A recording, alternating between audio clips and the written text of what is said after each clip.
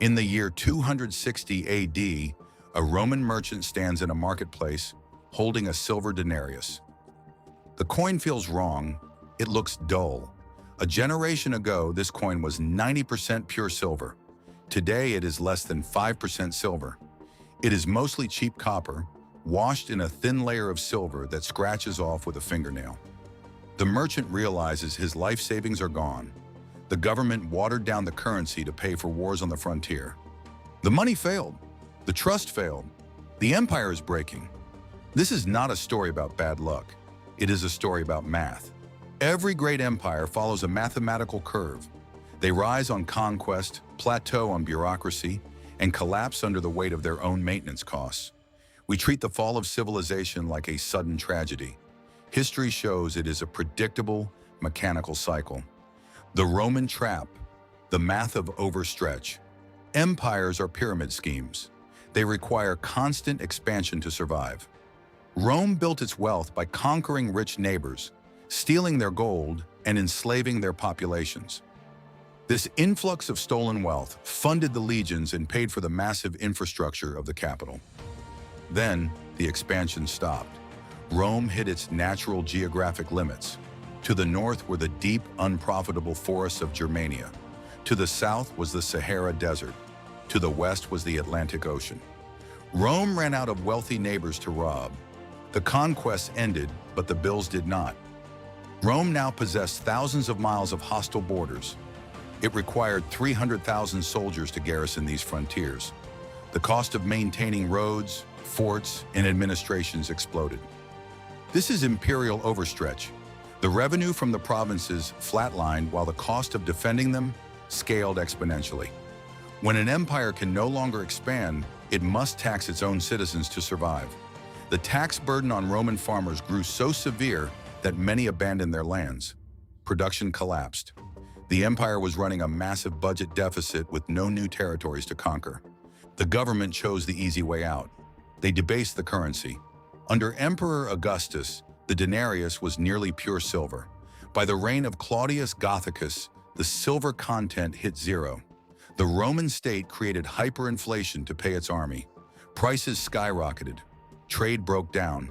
The complex, interconnected economy of the Mediterranean reverted to primitive barter. The math broke and the superpower fractured. The Ottoman decay, the frozen system.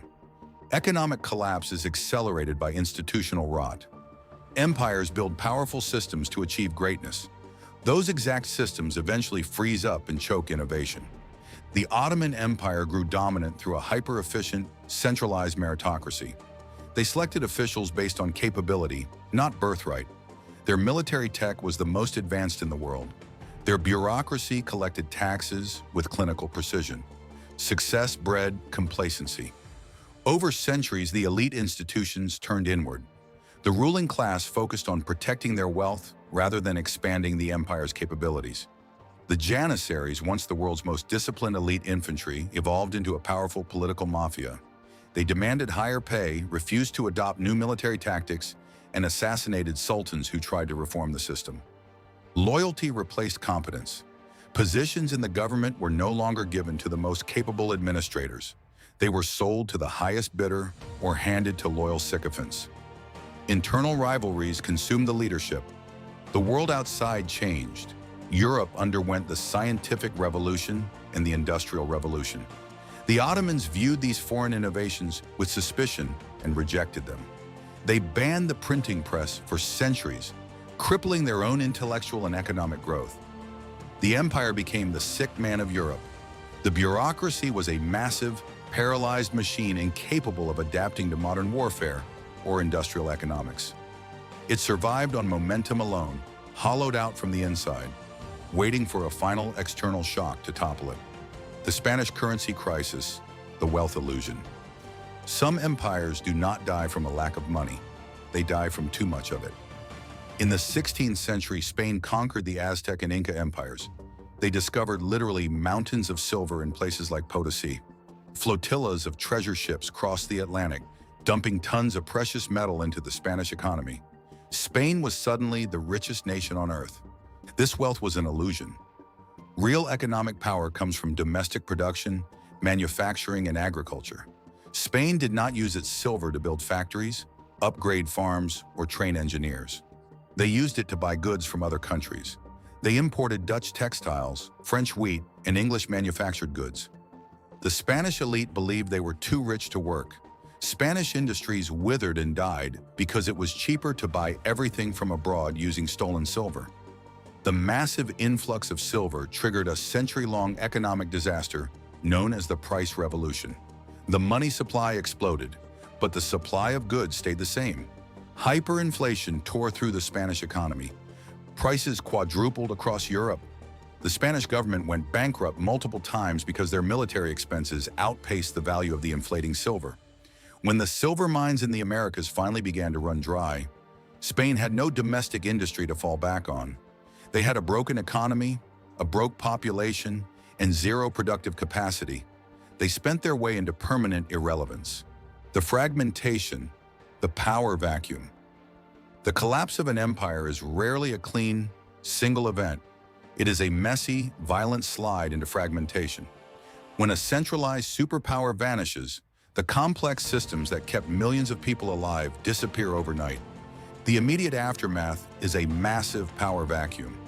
Long-distance trade networks vanish because there is no longer a central military to police the roads and oceans. Piracy and banditry become the dominant economic activities. Cities which rely on imported food and complex supply chains become unsustainable. Populations flee to the countryside to find food. Centralized law is replaced by warlordism. Local military commanders and regional elites realize the capital can no longer enforce its will. They stop sending tax revenue to the center. They hoard local resources and build their own private armies. The former empire breaks into decentralized regional powers.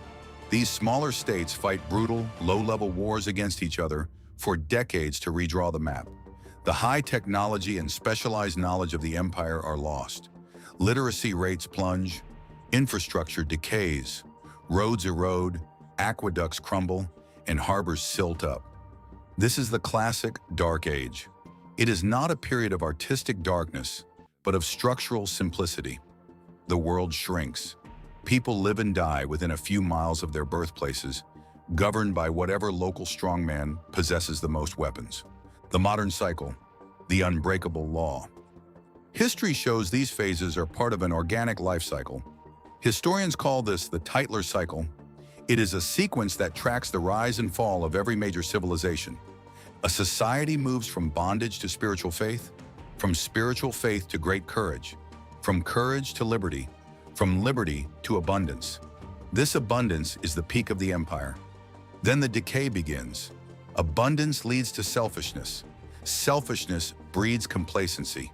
Complacency rots into apathy. Apathy turns into dependence on the state. Finally, dependency leads back into bondage. The currency is continually diluted through massive monetary expansion to pay for legacy liabilities. Institutions become hyper-bureaucratic, prioritizing internal political loyalty over raw competence.